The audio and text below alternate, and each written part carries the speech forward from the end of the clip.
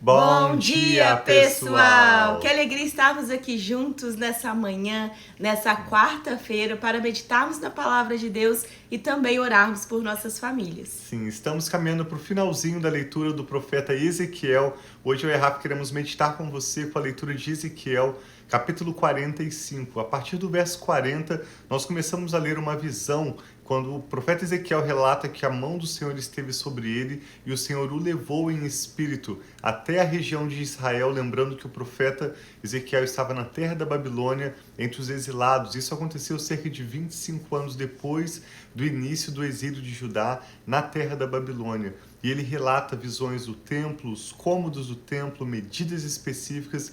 E hoje nós vamos ver sobre a divisão da terra, mas também sobre a regulamentação de sacrifícios diários. E nós perguntamos por que, séculos depois do tabernáculo de Moisés e da lei de Moisés serem entregues ao povo de Israel, nesse contexto em que não apenas o templo de Salomão já havia sido destruído, mas toda a cidade de Jerusalém estava queimada, seus muros haviam sido destruídos pelo exército de Nabucodonosor. E nessa visão o profeta começa a ver esses sacrifícios diários, essas ofertas que são regulamentadas, como nós já lemos lá no livro de Levítico, e elas não poderiam ser realizadas sem que houvesse o tabernáculo, sem que houvesse o templo. É lógico que o profeta está tendo uma visão a respeito do futuro, e também é lógico que essa visão ela é simbólica, ela figura coisas no futuro. Então, à medida em que nós vamos lendo esse texto, eu te convido a refletir sobre a necessidade que o homem, que foi criado em perfeição, que foi criado em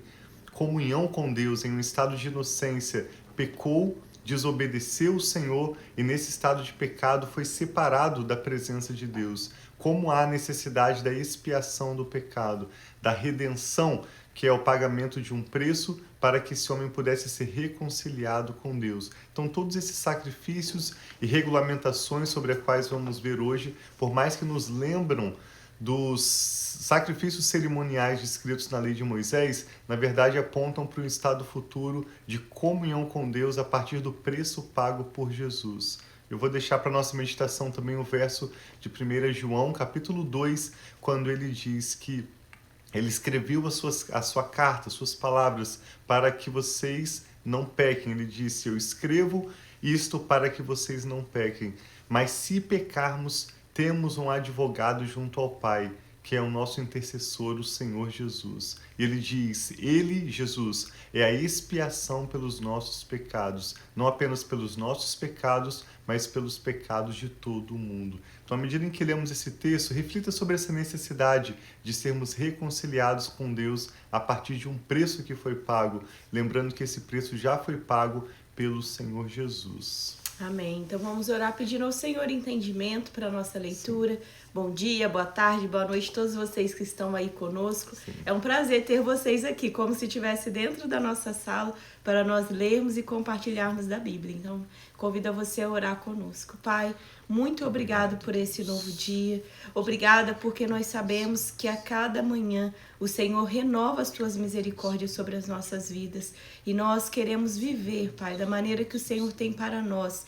Não olhando para trás, mas olhando, Pai, para frente, para tudo aquilo que o Senhor tem para nós. Ajuda-nos, Pai, a caminhar, a continuar firmes, fortes, Pai, rumo aos planos e propósitos do Senhor sobre as nossas vidas. Obrigada pelo sacrifício de Jesus, obrigado pelo perdão dos pecados que está garantido, Pai, em Jesus em nossas vidas. Então fale conosco através dessa leitura, tenha liberdade de ministrar aos nossos corações. Nós queremos ouvir a tua voz. Em nome de Jesus, amém. Diz assim então, Ezequiel capítulo 45. Lembrando que aqui Ezequiel está relatando uma visão que ele teve no mundo do espírito, como quando você tem um sonho, e toda essa linguagem é figurada. Ele relata, quando vocês distribuírem a terra como herança, apresentem ao Senhor como distrito sagrado uma porção de terra com 25.000 côvados de comprimento por 20.000 côvados de largura. Toda essa área será santa. Desse terreno, uma área quadrada de 500 côvados de lado servirá para o santuário, com 50 côvados ao redor para terreno aberto. No distrito sagrado, separe um pedaço de 25.000 côvados de comprimento por 10.000 côvados de largura. Nele estará o santuário, o lugar santíssimo.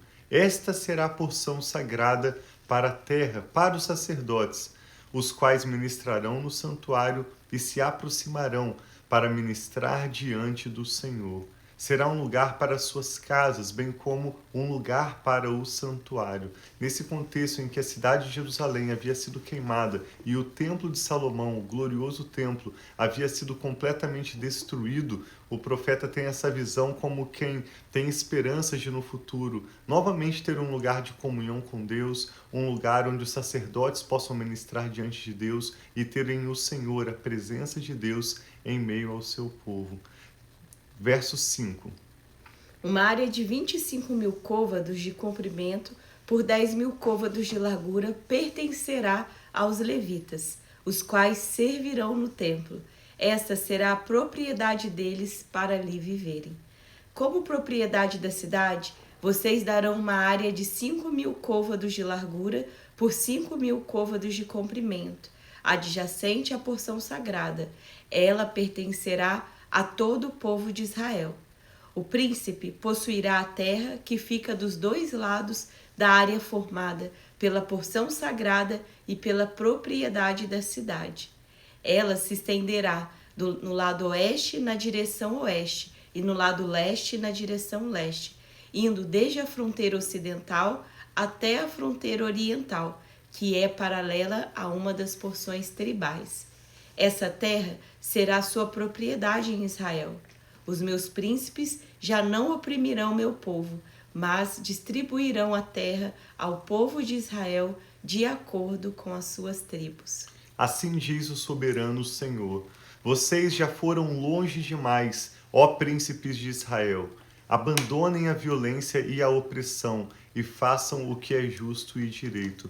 Nós entendemos que além da promessa ou dessa esperança de um lugar de comunhão com Deus, não apenas para a apresentação dos sacrifícios cerimoniais, não apenas um lugar para culto, também o Senhor traz o profeta Ezequiel essa perspectiva da justiça, de uma vida em que moralmente o seu povo viveria numa condição melhor do que antes.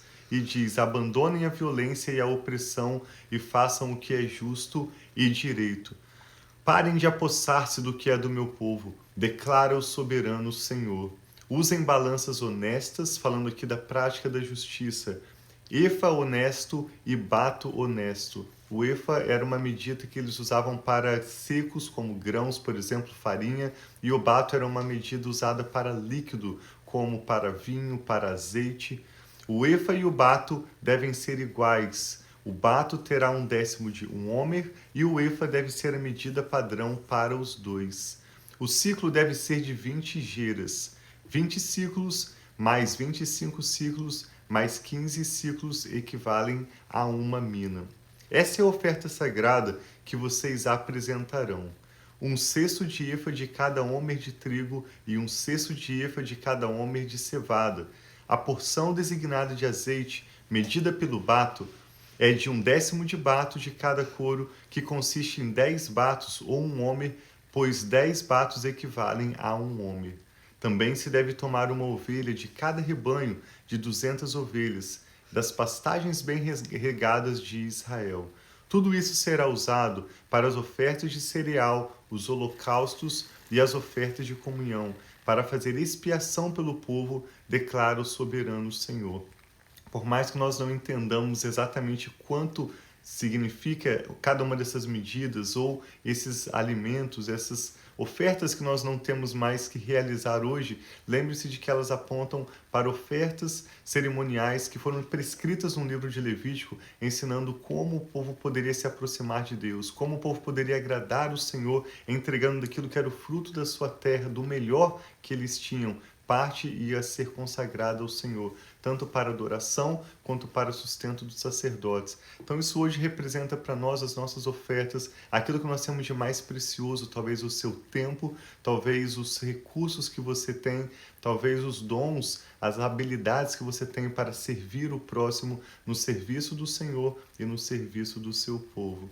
Verso 16. Todo o povo da terra participará nessa oferta sagrada para o uso do príncipe de Israel. Será dever do príncipe fornecer os holocaustos, as ofertas de cereal e as ofertas derramadas, nas festas de lua nova e nos sábados, em todas as festas fixas do povo de Israel. Ele fornecerá as ofertas pelo pecado, as ofertas de cereal, os holocaustos e as ofertas de comunhão, para fazer expiação em favor do povo de Israel. Sim. Algo interessante nesses versos que a Rafa acabou de ler é que, diferente da lei de Moisés, que regulamentava que cada família traria sua porção, aqui está dizendo que o príncipe seria responsável por providenciar os animais e os recursos necessários para essa oferta pela expiação, a oferta pela culpa e a oferta pela comunhão. Por mais que alguns reis ofertaram generosamente do seu próprio rebanho, como Salomão fez por ocasião da inauguração do Templo de Salomão, isso não era algo que a lei exigia, que as famílias recebessem os sacrifícios que iriam ser apresentados, mas isso aponta no futuro, porque hoje a expiação que nos faz sermos reconciliados com Deus é oferecida pelo próprio Senhor Jesus, o nosso Salvador, o nosso Redentor. A santidade que Deus exige de nós hoje, a vida moral que Deus exige de nós hoje, Ele mesmo nos dá condições de viver, não pela nossa própria capacidade, mas pelo Espírito Santo que Ele derrama sobre nós e nos capacita para vivermos uma vida de louvor, uma vida de ação de graças, uma vida que glorifica a Deus. Então o próprio Deus nos dá aquilo que Ele exige de nós.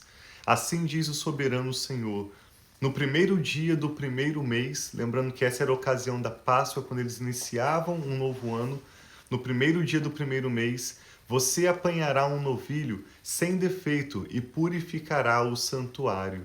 O sacerdote apanhará um pouco do sangue da oferta pelo pecado e o colocará nos pilares do templo, nos 4 cantos do beiral superior do altar e nos pilares do pátio interno.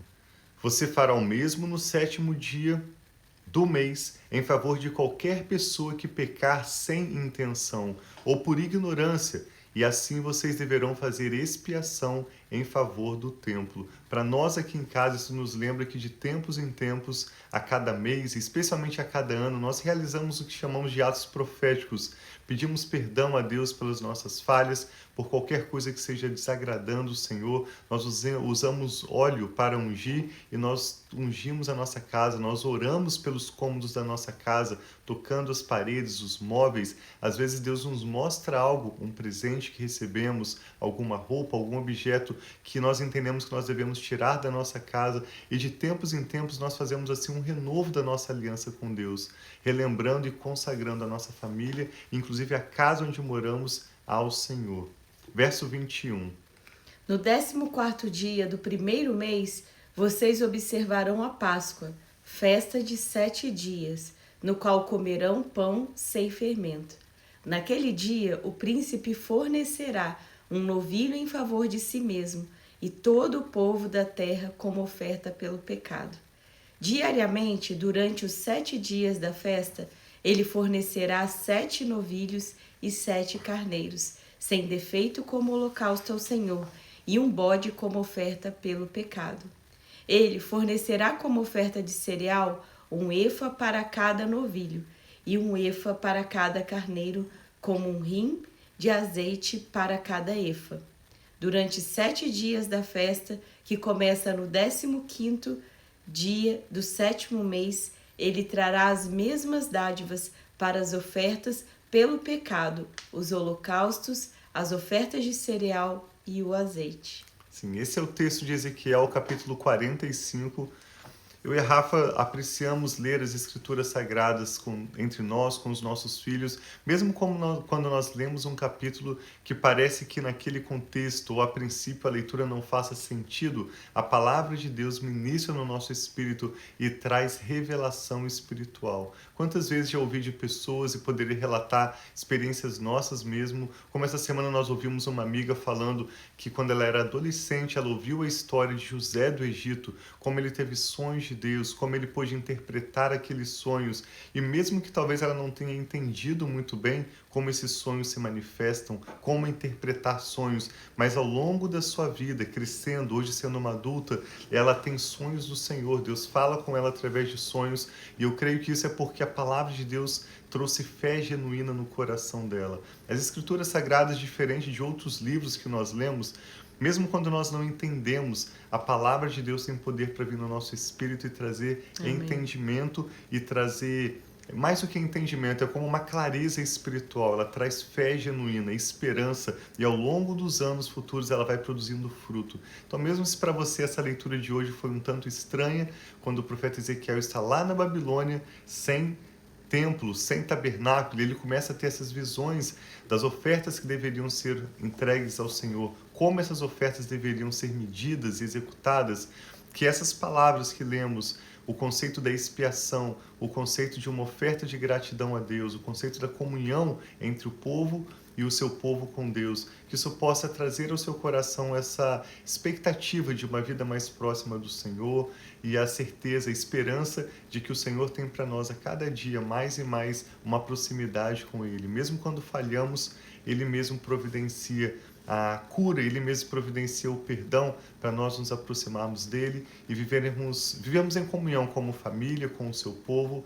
e em comunhão com Deus. Amém. Que o Espírito Santo possa falar melhor ao seu coração. Nós queremos orar para que o Senhor aplique essas verdades em nossos corações e também queremos orar pela sua família, por qualquer assunto que hoje tenha te preocupado, gerado ansiedade no seu coração, pesado sobre os seus ombros.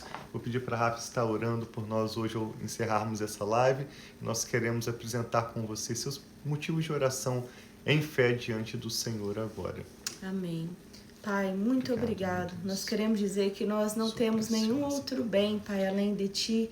Tu és, Pai, grande, poderoso, forte, e nós queremos colocar os nossos corações diante de Ti. Toda a nossa fé, toda a nossa esperança, nossas expectativas, todo o nosso ser, Pai, diante de Ti.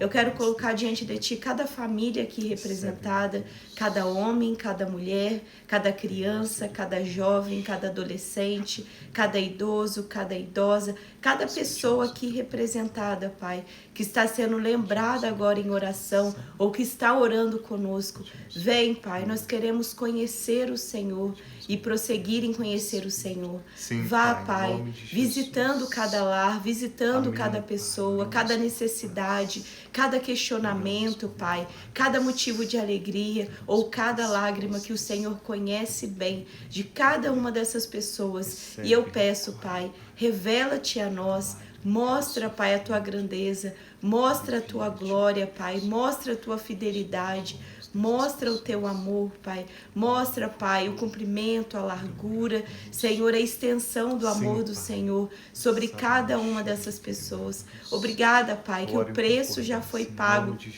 para que nós tenhamos uma vida e uma vida abundante. E é isso que eu quero sobre a minha vida, sobre a vida do Tiago, sobre a vida da Sara, do Micael e sobre cada um dos meus irmãos e irmãs aqui. Que cada um de nós possamos receber essa vida e a vida abundante que há em Jesus. Obrigada, Pai, que já não há condenação para aqueles que estão em Cristo Jesus. Obrigada, Pai, que todos esses sacrifícios, todo esse preço que precisava ser pago, foi completamente pago por Jesus. Que expia, Pai, os nossos pecados, que expiou e continua, Pai, nos restaurando, nos redimindo, Pai, nos resgatando. E muito obrigado por isso, Pai. Se há alguém que precisa conhecer Jesus, que o Senhor mesmo se revele a ele e ele possa receber dessa nova vida que há em Ti. Então recebe todo esse nosso dia, nossas atividades, o nosso ir e o nosso vir, tudo que nós estivermos fazendo, Pai, que a Tua mão poderosa possa nos sustentar, nos guardar e nos direcionar em tudo que nós precisamos. Nós consagramos a Ti esse dia, que colocamos em Tuas mãos, Pai, e dizemos: precisamos de Ti, Pai, e nós queremos mais de Ti. Nós Te louvamos e agradecemos. Em nome de Jesus. Amém. graças a Deus. Que a bênção do Senhor esteja sobre a sua vida, sobre a sua família, que você possa cada dia conhecer e prosseguir em conhecer o Senhor, sabendo que Jesus já pagou o preço completo, como Ele mesmo declarou por ocasião da sua crucificação. Tetelestai, o preço está completamente pago. E hoje a maneira como nós nos aproximamos de Deus e vivemos em comunhão com Deus não tem nada a ver com os nossos esforços, mas simplesmente pelo aceitar, pelo concordarmos com o sacrifício de Jesus e o convite que Ele mesmo tem para cada um de nós vivermos na presença dEle e desfrutarmos o melhor que Ele já tem preparado para nós. Que a bênção do Senhor esteja sobre a sua família. Obrigado por participar conosco e por compartilhar essa ministração também com alguém de quem você se lembra agora. Sim, um abração e nos vemos amanhã. Amamos você.